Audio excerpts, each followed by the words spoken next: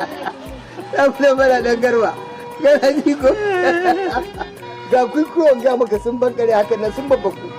kawai ebo ya zube gaban mutane ya zube hakan nan kowa ya gani ya ga kare ne sai ko ce maman wance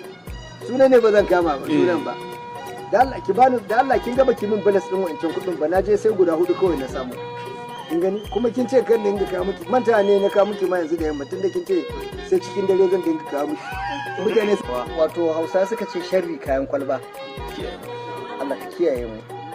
akwai wasu ma goma ba su har kiransu ake wasu su shaidar su wallahi kwa amma fa ba akwai wani maguci ne suka ba wani dan janje wani sai da zurnan gawo ce kada ka zo nan ta to ba wannan nake so zan bari shi wancan da ba wato akwai wani ban Allah wanda ka kane ko ya bulan fada dan garba wata biyar biya ta min mugun abu kaga ne ko kuma Allah ya ba matan nan ko taimacin mutunci to shi ba tsaya je yana fada da mace ba da namiji ko ba haka ba sai da ya bari wajen taron abincin ya cika kawai sai ko je galadima ne ko ina ne dai mai san gidan ile je ya samu babbakakkun abin nan ba yan kwikwiyo ko sai zo da su wajen guda 4 a cikin kwali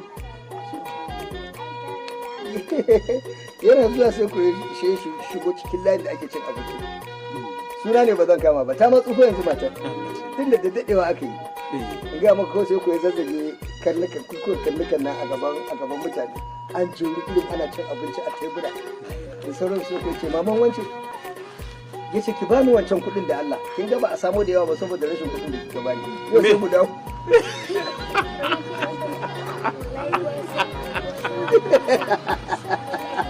ta fi mana dan garba gana ji ko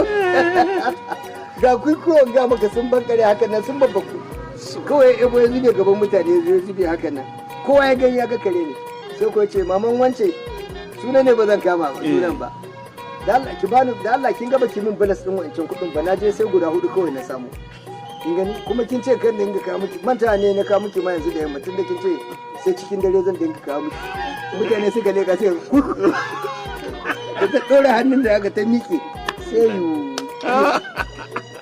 ya kashe kasuwar tun da kanan kasuwa ba ta sake motsi ba shari samu kin gani kuma kin ce kan dinga kawo miki manta ne na kawo miki ma yanzu da yamma tun da kin ce sai cikin dare zan dinga kawo miki mutane suka leka sai da ta ɗora hannun da aka ta miƙe sai ya kashe kasuwar tun da kanan kasuwa ba ta sake motsi ba shari ba yi da daɗi